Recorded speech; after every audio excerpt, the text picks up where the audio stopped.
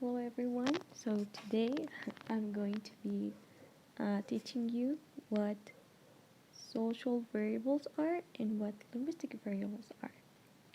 So let's start by drawing a person in here. This is a little person, okay? And now, so we are talking about social factors. Let's choose another color.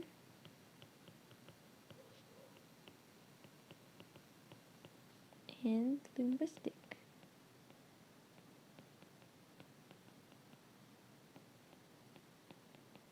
variables.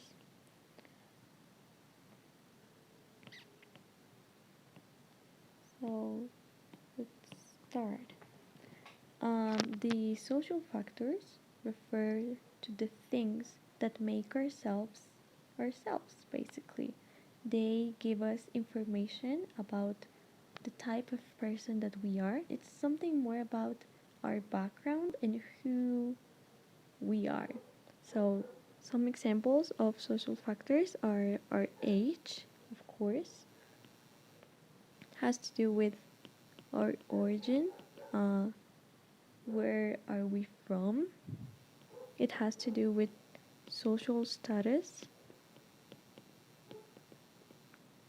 as well as your academic level and gender. Okay, so these things will make us some like individual, but like a unique individual.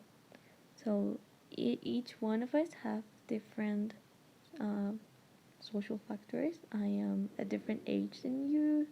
I'm probably a different academic level than you, and my gender for some of you is different.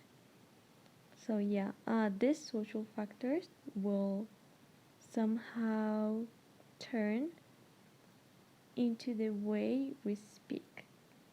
So the linguistic variables are basically the projection part of our background. So let's write it here, background.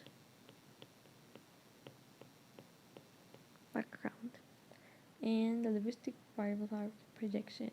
So we cannot hide who we are. We cannot hide where we are from. That will eventually show in just the way we speak. So that is linguistic. That's where the linguistic variables comes in. So we might be pronouncing different some things. For example, some people say New Orleans, some people say New Orleans, and that's going to be different.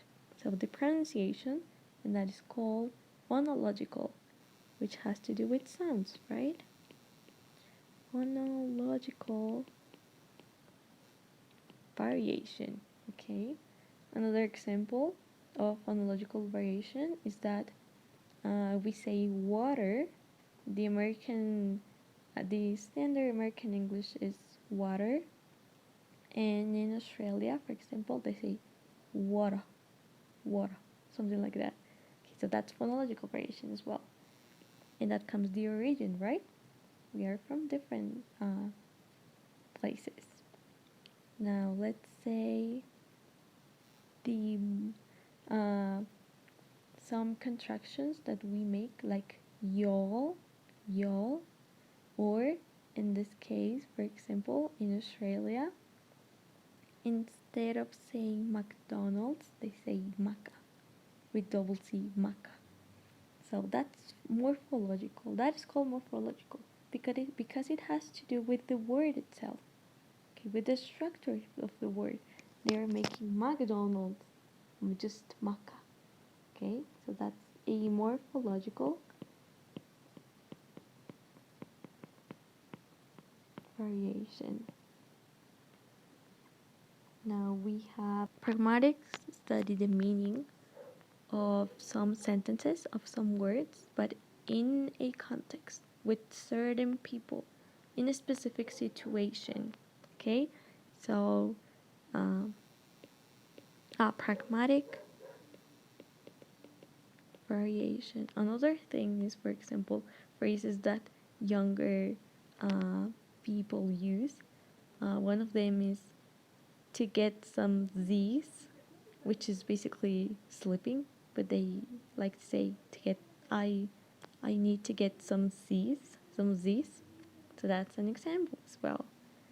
Now let's say something that has to do with the word itself. For example, in normal in American English we say gas station, but in Australia they say servo. So that's a completely different word. Okay, and the last one, syntactic variation, which has to do with the order of words. So some people say, "What is she doing? What is she doing? Is she doing?" But I think mainly in people who speak in Asian language, they sometimes uh, just delete that is in what's she doing? What's she doing? So that's the syntactic variation. That's basically it. So the one change of social factor will change the way in which you speak. And that's basically a cycle. And that cycle is studied by science that is called sociolinguistics,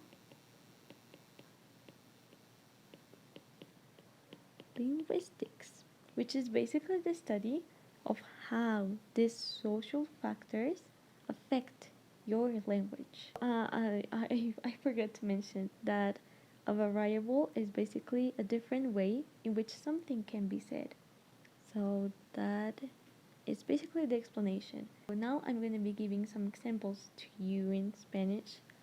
So for phonological, let's say that the hiciste or trajiste ending, the s that you're adding changes the way that this word is pronounced. So that's a phonological variation. And because with the s at the end, you're changing the structure of your word. That is also morphological. Now for lexical, there was a time in which palta and aguacate was like who calls uh, aguacate palta. Now a pragmatic one could be echar papa. I didn't know that one, which is basically to go and eat something. And syntactic, so it could be something like, instead of saying mi hermana y yo, I'm saying yo y mi hermana. So I'm changing the position of words. So yeah, I think that's basically all the class. Thank you and have a